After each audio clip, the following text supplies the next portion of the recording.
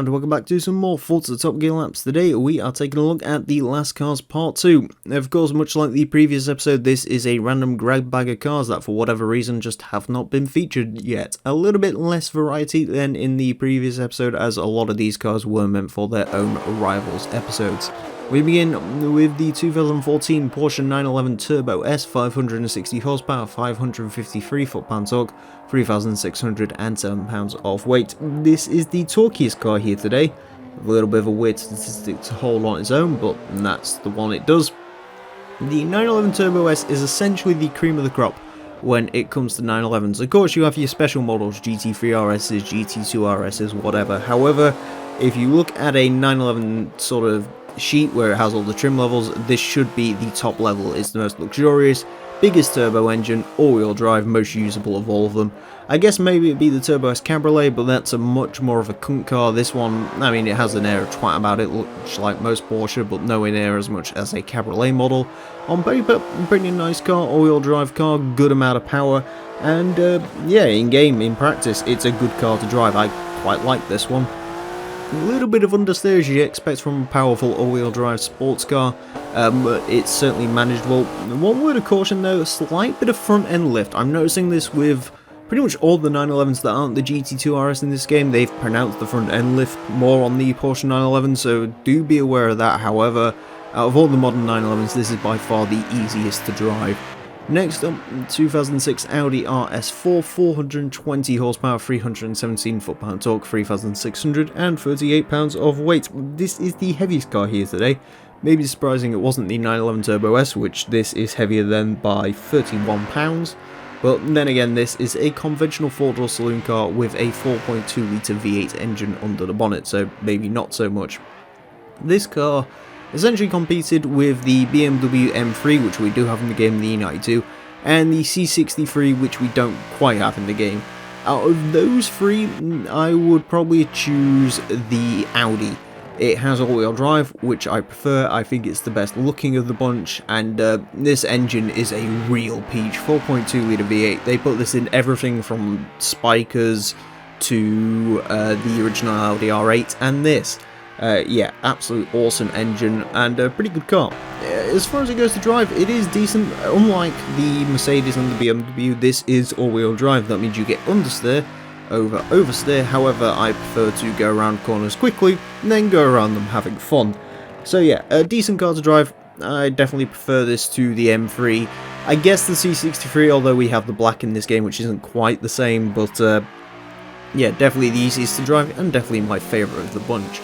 Next up, 1980 Renault 5 Turbo, switching gears entirely, 157 horsepower, 163 foot-pound torque, 2,138 pounds of weight. This is the least powerful, least torquey, and the lightest car here today by quite some margin. The Renault 5 Turbo, of course, we had the modern homage to this car, the Renault Clio V6, go around not too long ago, and that car was actually pretty nice.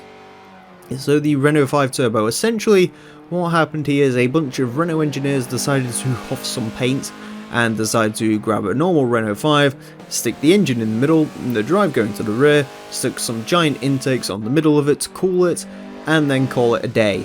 So 1.4 litre turbocharged engine, good amount of power for 1980 as well. I can imagine this thing is a right hoot to drive, and it just screams fun. Even the steering wheel is shaped like an R, which is incredible, and you have to see it to believe it. However, while this car looks fun and, you know, looks crazy and all the rest of it, and you gather the fact that maybe it drives crazy, the truth of the matter is, it's actually quite forgettable to drive. There's just nothing it really does well or poorly. It's okay. I mean, yeah, it's just nothing to write home about the Renault 5 Turbo. It doesn't even drive all that mid-engined, I'll be perfectly honest. It just sort of, it's like driving a bowl of oatmeal. There's just nothing really to it. It's, yeah, I wasn't expecting that with the Renault 5 Turbo, but that's what I got. Next up, 1960 Chevrolet Corvette, 290 horsepower, 290 foot-pound torque, 3,080 pounds of weight. This is, as I have now been corrected several times, not a C2 Corvette. This is in fact a C1 Corvette. More specifically, this is a very late Chevrolet C1 Corvette. Once they'd figured out a bunch of niggles with the first C1 Corvette, which we've actually had have go round the track before, the 1953. And that car was not a lot of fun. That car had a 2-speed gearbox, had less than 200 brake horsepower I think, or thereabouts 200 horsepower. Yeah, just a very, very slow and painful car to drive. By 1960 they'd got the hang of it a little bit more. Almost 300 brake horsepower, which is actually pretty darn good considering how old this car is, and it has a 3-speed gearbox, so it can actually, you can feel a slight amount of that power. I'm not a huge fan of the C1 Corvettes, I'm not a huge fan of classic Corvettes until we get to the C4, but this thing looks kind of cool I guess, and I really like the interior. It's bright red, which is cool. As far as it goes to drive, while it's certainly better than the 1953 version, it's still not great. It's very boaty, as you may be able to tell, very soft, does like to have a bit of an understeer into corners. It's okay, don't get me wrong, it certainly doesn't drive as nearly as badly as you'd expect a 1960s American car to, but yeah, still not a handling machine. It ain't gonna autocross with Mini Cooper anytime soon. Next up, we have the 1970 Chevrolet Corvette ZR1, 370 horsepower, 380 foot-pound torque, 3,373 pounds of weight. Much in the same way that they made a lot of progress in 7 years with the C1 Corvette, between the C1 Corvette of 1960 and the C3 Corvette, I believe this is, of 1970, they made a hell of a lot of change. 370 horsepower, an awful lot of power for the time. I'm not usually a huge fan of this particular vintage of Corvette, I'll be honest. The C3 is probably my least favourite, and out of all of them, the one I'd want to drive is not in Forza, unfortunately, and that would be the big fall from grace this car had. At the start, great, 300 plus horsepower. I believe they got 425 out of these at one point. Brilliant. And then as the years went on, emission laws and all the rest of it meant that in 1982 this car had 180 brake horsepower. Unfortunately, we don't get that version in the game. We have to deal with the Opel GT, which is like half this car. So yeah, but either way, how does this one drive? Way better than the C1 Corvette, that's for certain. This is actually a pretty darn good driving American car, I'll be honest. One of the better of the classic American bunch. Maybe you'd expect that from a Corvette, I certainly would. However, I was quite taken aback actually. This is not a bad handling car at all. Certainly, yeah, definitely give that one a go, because it might surprise you. Next up, 2012 Mercedes-Benz SLK55 AMG, 415 horsepower, 398 foot-pound torque, 3,527 pounds of weight. I bet you forgot this was in Forza, and I wouldn't blame you. It actually came back in DLC all the way back in Forza Motorsport 4. The SLK55, essentially Mercedes baby roadster to go alongside the bigger SL that's ran on for generations, although I think it might be dead now. The SLK is the small version of that, the K probably meaning kurz in German, which means short, as would be on an MP5K. The SLK55, I actually quite like this car. I think it's quite cute. You know, tiny little Mercedes, and this one has a big V8 in it, which should be interesting. However, the big problem with the SLK is it's never really known what it wants to be. It's sort of a small luxury roadster that's also trying to be sporty, and this is the AMG model, which means even more sport and a V8 engine. And what that means for the way it drives is it all falls apart. It feels heavy because it is kind of heavy for the size of it. It's snappy oversteer because it's got a big V8 engine it can't handle. I've got it written down as not ideal. I'll go one further and say this car is very confused as to what it wants to do, and it just sort of combines together for a whole load of no. Just don't. However, while you should forget the SLK55 as soon as you remembered it, this car you should definitely remember even though you've forgotten it. 2011 BMW Z4 S-Drive 35IS, 335 horsepower, 369 foot-pound torque, 3,362 pounds of weight. The BMW Z4, a bit of a surprising car this. I'm not usually a fan of roadsters, and I don't really like German cars, and I don't really like BMWs. However, the Z4 is a really nice car. I think this looks absolutely terrific. The Z4 has always been a bit of a looker since the first generation went away, because that wasn't a looker. This one, however, is a looker, and the next generation is a really, really nice car. I like the new Z4 a lot. Probably the best looking Z4 up there with the BMW M2 when it comes to the modern era.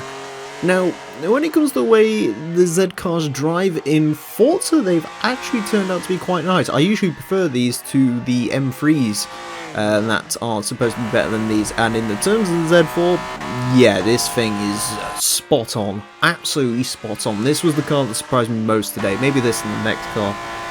But this is great. I can't recommend this car enough. If you haven't driven it, if you're looking for something that drives excellently spot on, you know, very, very neutral, predictable, awesome, drive the Z4. Forget M3s, drive the Z4. It's great. Also drive this 2015 Ferrari F12 TDF, 769 horsepower, 519 foot-pound torque, 3,351 pounds of weight. The Ferrari F12 Berlinense is a very nice car, and that's of course what the TDF is. However, the TDF is that turned up to 12 and then snorted a bunch of bath salts. Yeah, it's crazy. I mean, just look at it. It's blue with yellow striping on it, which means it's great. It does look a slight bit like a Corvette C7, but ignore that. As far as this goes to drive, well, it's very predictably quick. However, what I was not predicting to say, although these giant V12 GT Ferraris usually are pretty good to drive, this one, however, is excellent. The standard F12 Berlinette is a pretty darn good car, however, this is just excellent. It has a stupid amount of traction. You can floor this thing in second gear and it doesn't spin the wheels, even though it has 769 horsepower. It's insane how much you can get away with. You can just mash the throttle in this the entire time, and as a result you can be quick in this all the time, and it goes around corners really well. I was gobsmacked when I drove this thing. Absolutely terrific bit of kit, the F12 TDF. Next up, speaking of fast Ferraris, 2017 Ferrari H12 Super Fast, 788 horsepower, 529 foot-pound torque, 3,594 pounds of weight. This is the most powerful car here today. Of course, the F12 Berlinetta, and by extension the F12 TDF, got replaced by this, the H12 Superfast. Yes, I know it has a ridiculous name, however, I love its ridiculous name. I'm a big fan of GT Ferrari V12s, and the H12 Superfast looks a little bit questionable, although I think the back end does look a lot better. Maybe I prefer a GT4 Lusso, however, I wouldn't say no to an H12 Superfast, that's for certain. As far as this goes to drive, after driving the TDF, I was confident. However, usually when it comes to these GT Ferraris, the upgraded versions of the cars are usually better than the cars they replace. The 599 GTO is quicker than an F12 Berlinetta, and the F12 TDF is better than the H12 Superfast. The Superfast is quick, don't get me wrong, however it just does not have the traction the TDF has. As a result, it's not as quick through the corners. Maybe in a straight line, but even then I think these cars will be about equal, to be honest with you. They just can't get the traction, although this certainly is not a bad car to drive by any stretch of the imagination. And as a result, the quickest car today was the Ferrari F12 TDF, going to 35th place with a 113.095, beats a 4GT Porsche 911 GT3 RS 458 Speciale. TDF, absolutely exquisite car. In 42nd place, we find the Ferrari H12 Superfast with a 113.433. Goes in between a Lamborghini Aventador SV and a BAC Mono. Pretty good result, actually. Almost beat the SV Aventador, but that TDF is on another level. In 99th place, we find the Porsche 911 Turbo S with a 117.370, beats out BMW M4 GTS, modern day Nissan GTR, Porsche Cayman GT4, a little bit off of the GTC4 Lusso, about where you'd expect the 911 Turbo to be, in all honesty, not a bad time. In 205th place, we find the Audi RS4 with a 122.438, beats a BMW M3, which is impressive, not too far off the RS5 Coupe, which is basically the coupe version. In 207th place, we find the Mercedes-Benz SLK 55 AMG with a 122.479, and in 209th place, we find the BMW Z4 S-Drive with a 122.522. Despite the fact the SLK beat the Z4, drive the Z4, drive the Z4 is much better. The SLK 55... no, don't. But the Z4, definitely. It's quicker than an Alfa Romeo 4C, which is also an excellent car. In 347th place, we find the Chevrolet Corvette ZR1 with a 127.734. Pretty darn good time for a classic American car. That's one of the quickest ones we've had. Beats out an RX-8, beats out a Jeep Grand Cherokee, beats out a Renault Clio V6, loses out slightly to an E30 M3. In 413th place, we find the Renault 5 Turbo with a 130.009, which actually isn't bad considering how forgettable it was to drive, almost beats out an Abarth Punto. And in 415th place, we find the Chevrolet Corvette with a 130.070, beats out a Nova and a Camaro Z28. and interestingly, it is 14 seconds up on the 1953 model. If that's not progress, I don't know what is. And speaking of progress, that is the end of this episode. However, I did notice something when I was compiling the cars when it came to this episode, and that's that there's quite a few cars that I have left off the lists for a while. However, it wouldn't be fair to not run them because cars that are very similar to them have been run. I'm talking stuff like classic race cars, and that's why this may be the final conventional episode. However, join me next time as we take a bonus look at the outliers, the cars which just got into these sort of episodes. Mostly classic race cars. You'll see what I mean when we get there. So join us for that. Thank you all very much for watching, and until next time, farewell.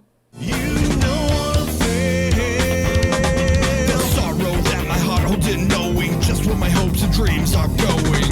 How lonely you've been. Got up in a wall that you are not part of. Eyes on the slit of your father with love.